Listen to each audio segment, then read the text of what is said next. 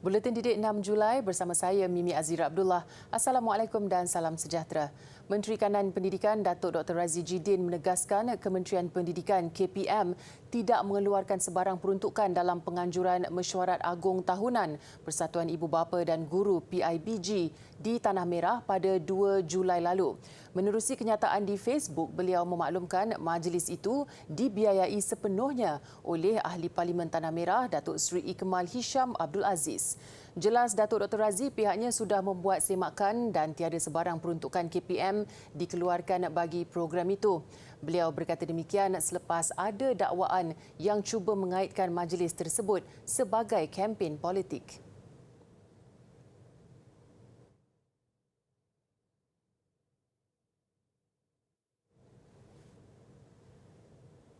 Geran bernilai lebih 13 juta ringgit diperuntukkan bagi membiayai pendidikan prasekolah kanak-kanak India B40 dalam usaha meringankan beban keuangan ibu bapa khususnya menghadapi kenaikan kos sara hidup ketika ini.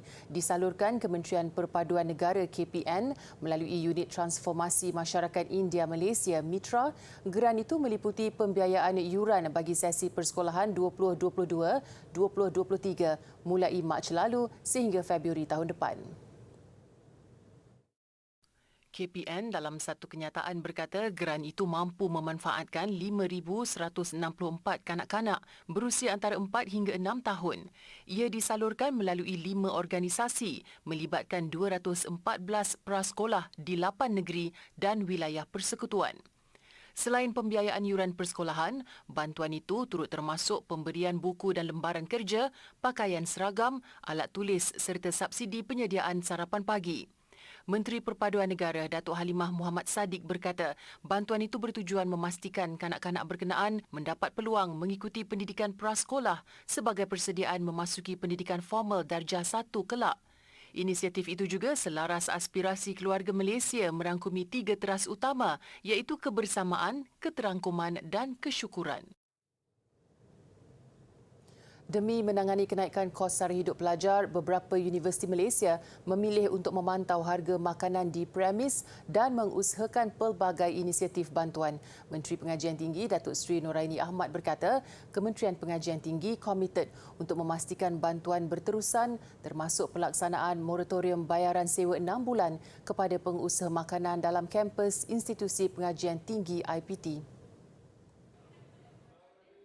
Di Pulau Pinang, Timbalan Naib Chancellor Hal Ehwal Pembangunan Pelajar dan Alumni Universiti Sains Malaysia USM, Profesor Dr. Azlinda Azman berkata, antara inisiatif yang diambil adalah memperkenal menu ekonomi berharga RM5 selain menggesa semua pihak termasuk Majlis Perwakilan Pelajar MPP, Majlis Penghuni Desa Siswa MPD, pengusaha kafeteria dan Majlis Penggawa Desa Siswa untuk memastikan harga makanan yang dijual berpatutan. Sementara itu, Universiti Kebangsaan Malaysia UKM turut melaksanakan beberapa pendekatan untuk mengurangkan impak kenaikan harga barangan ke atas mahasiswa. Naib Chancellernya, Profesor Datuk Teknologis Dr. Muhammad Ikhwan Toriman berkata, pihak universiti melalui Pejabat Hal Ehwal Pelajar HEP bersama Kesatuan Mahasiswa UKM mengenal pasti pelajar kurang berkemampuan. Semalam, KPT merasmikan inisiatif Food at Campus Keluarga Malaysia 2.0. Menerusi inisiatif ini, pakej makanan ditawarkan dengan harga siling RM3.50 setiap hidangan. Baiklah, susulan situasi banjir yang melanda daerah di negeri Kedah ketika ini, ramai pihak yang prihatin menghulur bantuan termasuk Institusi Pengajian Tinggi Awam IPTA. Antaranya pasukan misi sukarelawan Kementerian Pengajian Tinggi KPT prihatin dari 4 IPTA iaitu Universiti Teknologi Mara UiTM, Universiti Kebangsaan Malaysia UKM, Universiti Sains Islam Malaysia USIM dan Universiti Malaysia Perlis UNIMAP. Pasukan ini menggembling tenaga menggerakkan misi bantuan pasca banjir ke daerah yang terkesan. Sukarelawan UiTM diwakili 10 pelajar daripada Majlis Perwakilan Pelajar MPP dan Komander Kesatria, termasuk 15 kaki tangan dan Rektor Cawangan Kedah turun padang ke Taman Mesra. Mereka turut disertai Malaysian Relief Agency Baling bagi memudahkan misi bantuan. Dari UKM pula, 55 sukarelawan terdiri daripada warga kerja dan pelajar kampus Bangi dan Ceras bergerak ke daerah Baling yang paling terkesan. Majlis Pelepasan Sukarelawan disempurnakan oleh Naib Chancellor Profesor Datuk Dr. Muhammad Ikhwan Toriman. Selain itu, Pengerusi Lembaga Pengarah USIM, Datuk Dr. Zulkifli Muhammad Al-Bakri, turut bersama sukarelawan dari universiti itu bagi menyampaikan sumbangan barangan keperluan harian untuk mangsa banjir di Kampung Padang dan Kupang. UNIMAP pula berkesempatan melancarkan program Ops Kasih Banjir 2022 di Baling siang tadi. Ia adalah kerjasama antara MPP dan UNIMAP Volunteers Club UVOC yang bertujuan meningkatkan kesedaran tentang aktiviti sukarela sekaligus melancarkan misi bantuan.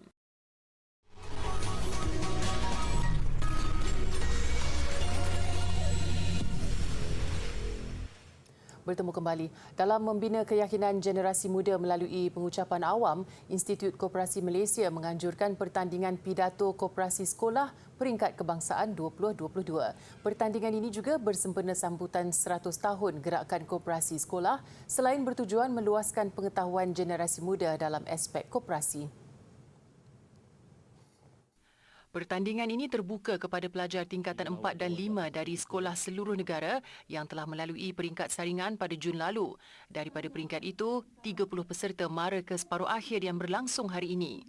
Dengan tajuk pidato Pembangunan Modal Insan Menjamin Kelestarian Gerakan Koperasi, setiap peserta diberi tempoh 7 minit untuk berpidato bagi merebut 10 tempat ke peringkat akhir esok. Antara yang berjaya ialah Ishraq Badri Abdul Malik dari Kolej Islam Sultan Alam Shah Klang, Mac Frederian Feridli dari Sekolah Menengah St. Anthony Labuan dan P. Umar Shanchita dari SMK Shah Bandaraya Klang. Paling menarik, hadiah wang tunai bernilai RM10,000 menanti juara esok. Majlis akan dirasmikan Menteri Pembangunan Usahawan dan Koperasi Tan Sri Noh Omar.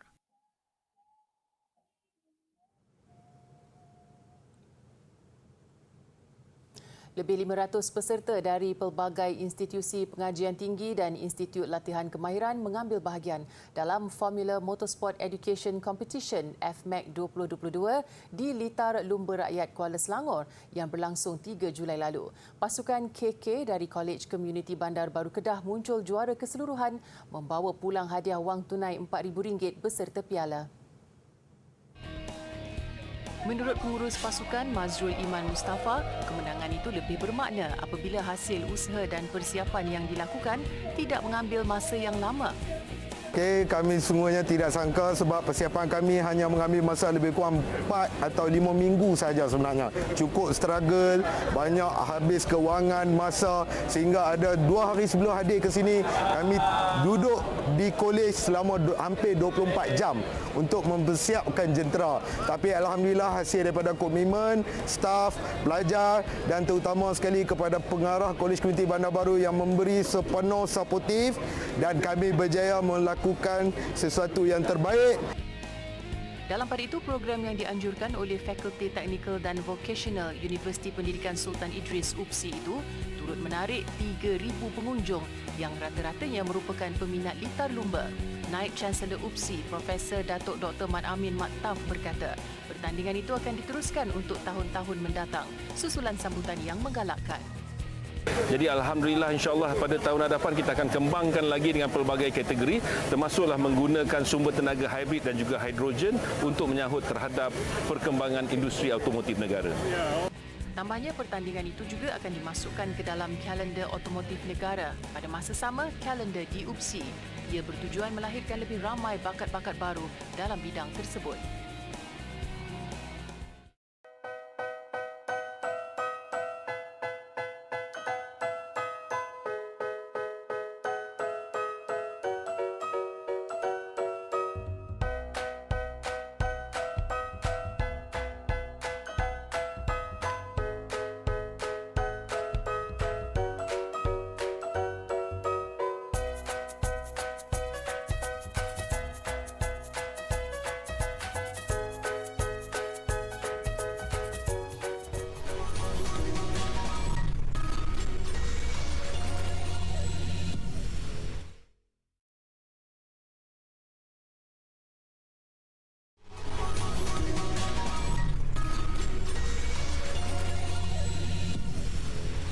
Seorang lelaki di Sao Paulo, Brazil membina tempat permainan burung di luar rumahnya sendiri.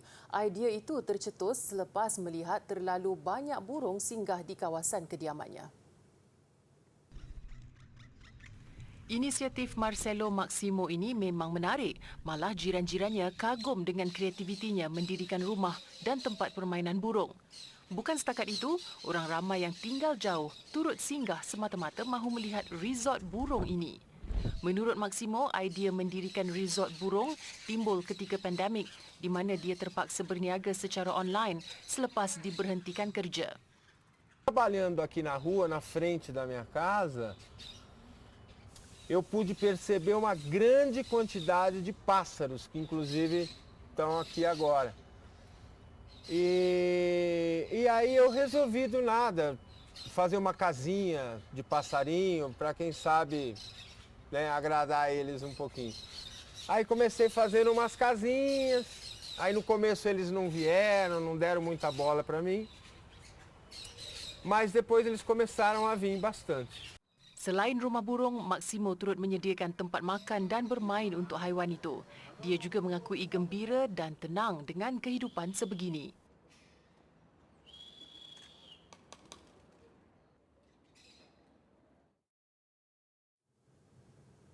Blackpink bakal membuat kemunculan semula atau comeback tidak lama lagi. Syarikat pengurusan YG Entertainment berkata Blackpink akan keluar dengan muzik terbaru mereka bulan depan. Kumpulan 4 anggota itu sedang dalam peringkat akhir rakaman album dan dijadual menjalani penggambaran video muzik bulan ini. Jennie, Rose, Jisoo dan Lisa juga akan terlibat dalam konsert jelajah dunia sehingga hujung tahun ini. Malah ia disifatkan sebagai jelajah terbesar dalam sejarah kumpulan K-pop wanita. Comeback ini adalah yang pertama daripada Blackpink dalam tempoh hampir 2 tahun. Meskipun sudah 6 tahun bergiat dalam industri seni, mereka hanya mempunyai satu album yang dikeluarkan pada 2020.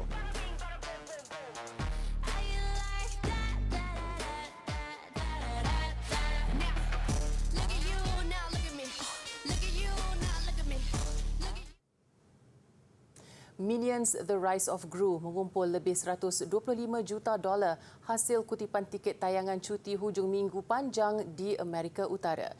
Filem sequel ini juga memecah rekod sebagai tayangan perdana terbesar pada hari ulang tahun kemerdekaan negara itu. Ia turut membuktikan bahawa filem tontonan sekeluarga masih laris di pawagam. Prestasi Rise of Gru juga hampir menyamai filem pertama Minions pada 2015 iaitu $107 juta berbanding $115 juta. Pada masa sama, trend Gentle Minions di TikTok turut menyumbang kepada populariti filem ini. Ia menyaksikan golongan muda hadir menonton Rise of Gru di pawagam dengan berpakaian sut kemas.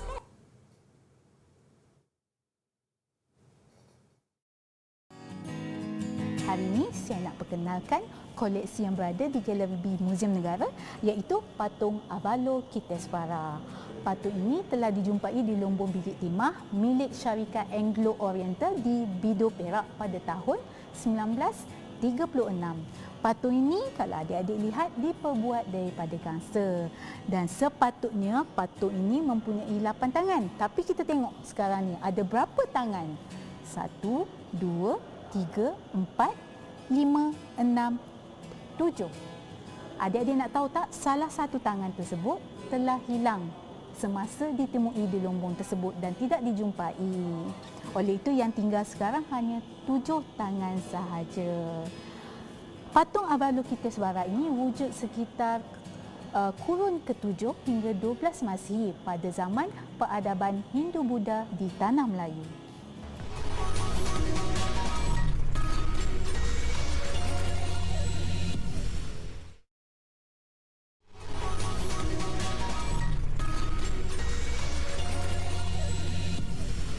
Sukan dimulakan dengan perkembangan Badminton Masters Malaysia. Tanpa kelibat Lee Zijia yang menarik diri, tumpuan kini terarah kepada Ng Ji Yong, pemain yang bakal tampil selaku perseorangan utama Malaysia pada Sukan Commonwealth Birmingham itu tidak menghampakan apabila mara kepusingan kedua. Pada pusingan pertama siang tadi, Eng Ji Yong tidak menghadapi masalah menewaskan pemain Kanada Brian Yang 21-15, 21-15. Halangan lebih sukar menanti Ji Yong pada pusingan kedua esok menentang pilihan keempat dari Taiwan, Chu Tian Chen. Sementara itu, hasrat untuk menyaksikan satu lagi perseorangan negara, Sung Ju Ven mara ke pusingan kedua, tidak kesampaian.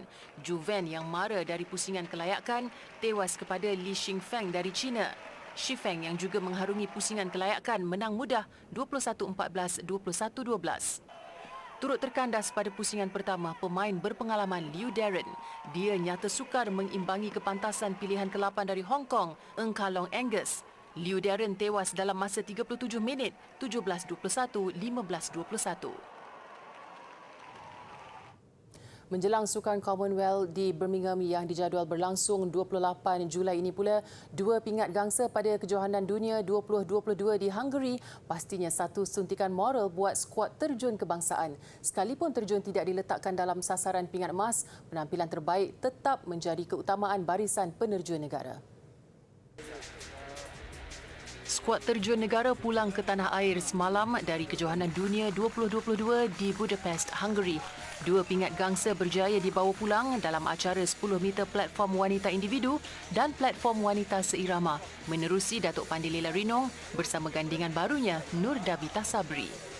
Saya rasa WOCHAM ni adalah kira macam pre-Commonwealth punya competition lah. Jadi saya rasa dia akan memberi confidence boost kepada saya dan juga rakan-rakan sepasukan saya yang lain. Can just hope the main important is that you work hard. That's the main thing. You work hard. Winning a medal or not, the most important thing is that you know you work hard for it. Okay, so that's what I think lah. Majlis Olimpik Malaysia MOM meletakkan sasaran 7 pingat emas di Sukan Commonwealth Birmingham. Namun skuad terjun tiada dalam sasaran utama itu. Begitupun berdasarkan pencapaian pada Kejohanan Dunia di Hungary, skuad terjun kebangsaan meletakkan sasaran 2 pingat tanpa mengira warna. Acara terjun Sukan Commonwealth Birmingham bermula 4 Ogos nanti. Bola sepak Liga Super selepas keupayaan mengikat pendahulu Liga Johor Darul Takzim JDT dengan keputusan 1-1 Sabtu lalu, Melaka United terus mencuri tumpuan apabila menewaskan Selangor FC 2-0. Perlawanan tunggal Liga Super semalam menyaksikan Melaka United menentang Selangor FC di Stadium Hang Jebat, Melaka. Seimbang pada awal permainan, Melaka United memecah kebuntuan minit ke-39 hasil penyudah penyerang import dari Nigeria, Ifedayo Olusegun. Bersambung babak kedua, Selangor cuba bangkit mencari gol penyamaan. Namun Ifedayo, bekas penyerang Selangor musim 2019-2021, sekali lagi meledak gol untuk Melaka United selesa mendahului 2-0. Tiada lagi gol menyusul, Melaka United berjaya memperbaiki kedudukan untuk berada di tangga ke-8 dengan 12 mata. Manakala Selangor yang juga memiliki 12 mata berkelebihan daripada segi jaringan, kekal di tangga ke-7. Seterusnya, Piala Menteri Pengajian Tinggi Universiti Pertahanan Nasional Malaysia UPNM muncul juara menewaskan Universiti Kebangsaan Malaysia UKM menerusi kemenangan agregat 3-0. Beraksi di tempat sendiri dengan kehadiran hampir 5,000 penyokong kedua-dua pasukan, UKM yang tewas 0-1 pada final pertama di arena lawan pantas melancarkan serangan sebaik permainan bermula.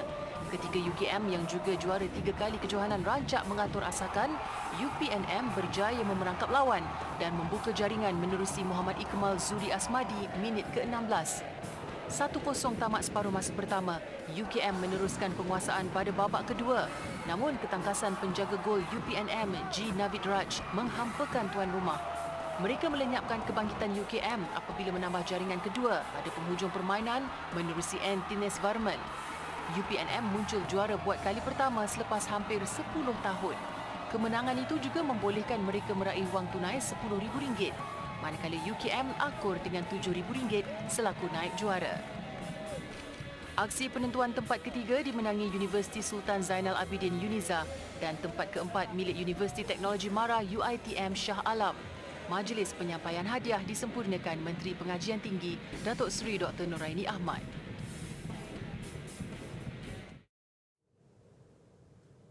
Baiklah, paparan artis muda di UK melukis menggunakan mesin type mengakhiri Buletin Didik. Saya Mimi Azira Abdullah. Salam hormat dan kita jumpa lagi.